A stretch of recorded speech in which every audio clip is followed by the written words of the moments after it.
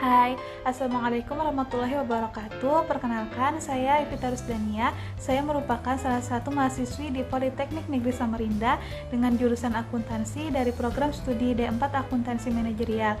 Di sini saya ingin membawakan sedikit topik terkait alokasi biaya Departemen Pendukung dari mata kuliah Akuntansi Manajemen Lanjutan yang diampu oleh dosen saya, Ibu Varianti. Yang pertama, di sini kita akan bahas terkait jenis-jenis departemen.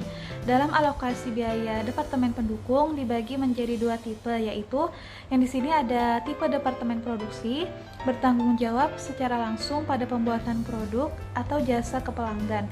Jadi pada departemen ini difokuskan pada pembuatan produk atau jasa perusahaan tersebut hingga sampai pada si pelanggan. Nah, untuk yang selanjutnya ada tipe departemen pendukung, menyediakan pelayanan pendukung yang diperlukan oleh departemen produksi.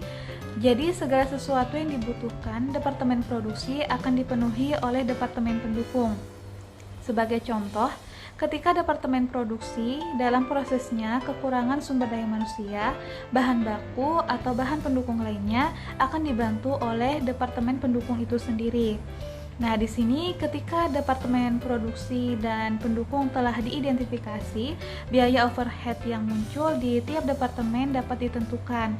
Overhead yang secara langsung berhubungan dengan departemen produksi seperti perakitan dalam suatu pabrik pembuatan furnitur, sedangkan overhead yang tidak dapat dengan mudah dibebankan ke departemen produksi atau pendukung dibebankan pada departemen umum seperti general factory. Untuk selanjutnya ada pengalokasian biaya dari departemen ke produk. Ketika perusahaan sudah dibagi ke dalam departemen dan semua biaya overhead ditelusuri ke tiap departemen, biaya departemen pendukung dibebankan ke departemen produksi dan tarif overhead dibuat untuk menentukan biaya produk. Maka dalam hal ini pengalokasian dilakukan setelah dilakukan penelusuran pada tiap-tiap departemennya terkait apa saja yang biaya yang harus dibebankan atas kegiatan produksi tersebut. Masuk ke pembahasan selanjutnya, di sini kita akan membahas terkait langkah-langkah pengalokasian biaya departemen pendukung ke departemen produksi. Langkah yang pertama ada mendepartemenisasi perusahaan. Dimaksudkan di sini yaitu tiap-tiap bagian perusahaan dilakukan pembagian departemen dengan tugasnya masing-masing. Yang kedua ada mengklasifikasi masing-masing departemen sebagai departemen pendukung atau departemen produksi. Jadi dilakukan pemisahan terhadap departemen tersebut. Yang ketiga ada menelusuri semua biaya overhead perusahaan untuk departemen pendukung atau departemen produksi.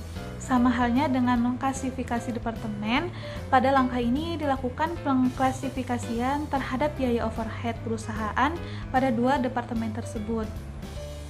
Lanjut, langkah yang keempat ada mengalokasikan biaya departemen pendukung ke departemen produksi. Pada langkah ini dilakukan transfer atau pengalokasian dari departemen pendukung ke departemen produksi.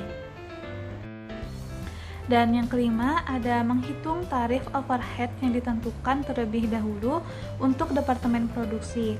Setelah dilakukan pengalokasian biaya, maka selanjutnya menghitung biaya overhead yang mungkin akan dikeluarkan oleh departemen produksi tersebut. Dan langkah yang terakhir ada mengalokasikan biaya overhead pada unit produk individual dengan tarif overhead yang ditentukan terlebih dahulu. Jadi langkah ini diambil sebagai bentuk pengalokasian dana pada yang sudah ditentukan atau dianggarkan terlebih dahulu. Nah, di sini saya tunjukkan contoh penggerak biaya yang mungkin untuk departemen pendukung. Yang pertama kita lihat di sini untuk bagian akuntansi itu berkaitan dengan jumlah transaksi yang terjadi. Terus ada kantin, itu mencakup jumlah karyawan, kira-kira berapa kapasitas karyawan yang dibutuhkan. Untuk selanjutnya ada pemrosesan data, itu mencakup jumlah lini yang masuk, terus jumlah jam pelayanannya. Selanjutnya ada untuk pembagian pemeliharaan, itu berhubungan langsung dengan jumlah mesin, jumlah jam mesin, dan jam pemeliharaannya. Di sebelah sini ada personalia, itu yang mencakup jumlah karyawan yang di PHK, jumlah karyawan baru, dan biaya tenaga kerja langsungnya. Lalu ada listrik, itu mencakup jam kilowatt dan jam mesinnya. Dan yang terakhir ada pembelian, itu mencakup jumlah pesanan dan biaya pesanannya. Selanjutnya kita akan bahas di sini itu terkait tentang tarif pembebanan alokasi. Dalam pengalokasian sendiri, dari setiap prosesnya pasti memerlukan biaya. Maka dalam alokasi pendukung sendiri dibagi menjadi dua bagian. Yang pertama itu ada tarif tunggal. Nah, biaya tetap dikombinasikan dengan perkiraan biaya variabel. Secara sederhananya, menggabungkan biaya tetap dan biaya variabel untuk kemudian dikenakan tarifnya. Sebagai contoh, perusahaan mengadakan departemen fotokopi untuk melayani departemen produksi seperti audit dan pajak. Jadi, dihitung biaya tetapnya yaitu mesin fotokopi dan biaya variabelnya yaitu tinta atau kertas. Maka ketika biaya tersebut ditambahkan, maka per departemen dapat menentukan tarif per lembar kertas yang difotokopi tersebut. Sedangkan yang selanjutnya itu ada tarif pembebanan ganda. Nah, merupakan tarif tiap sumber daya dihitung berdasarkan faktor penyebabnya. Jadi, biasanya biaya variabel departemen pendukung itu selalu mengalami kenaikan yang dipengaruhi tingkat kenaikan jasanya pula. Nah, maka dari itu pada tarif pembebanan ganda ini dianggap sebagai biaya kapasitas atas kebutuhan departemen produksi tersebut.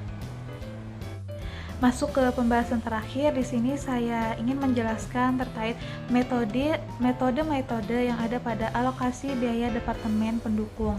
Yang pertama itu ada metode alokasi langsung. Pengalokasian biaya departemen pendukung hanya ke departemen produksi. Dimaksudkan di sini merupakan metode paling sederhana karena biaya jasa variabel dialokasikan langsung ke departemen produksi secara proporsional terhadap masing-masing departemen pengguna jasa.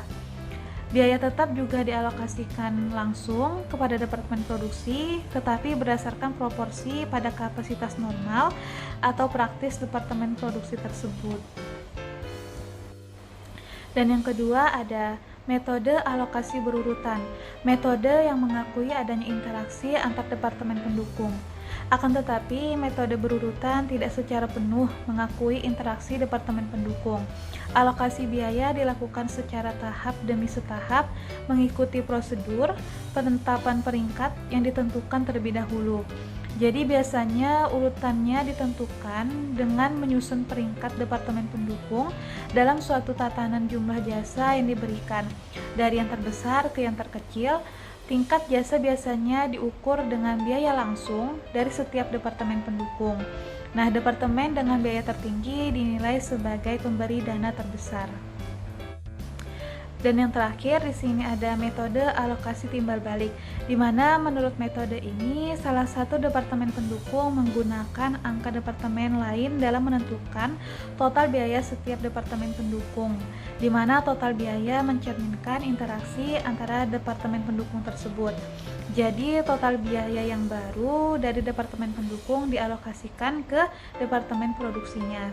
Di sini dirumuskan bahwa biaya total sama dengan biaya langsung ditambah dengan biaya yang dialokasikan. Cukup sekian video pembelajaran terkait alokasi biaya departemen pendukung yang dapat saya sampaikan. Kurang lebihnya mohon maaf. Wassalamualaikum warahmatullahi wabarakatuh dan sampai jumpa di video pembelajaran selanjutnya.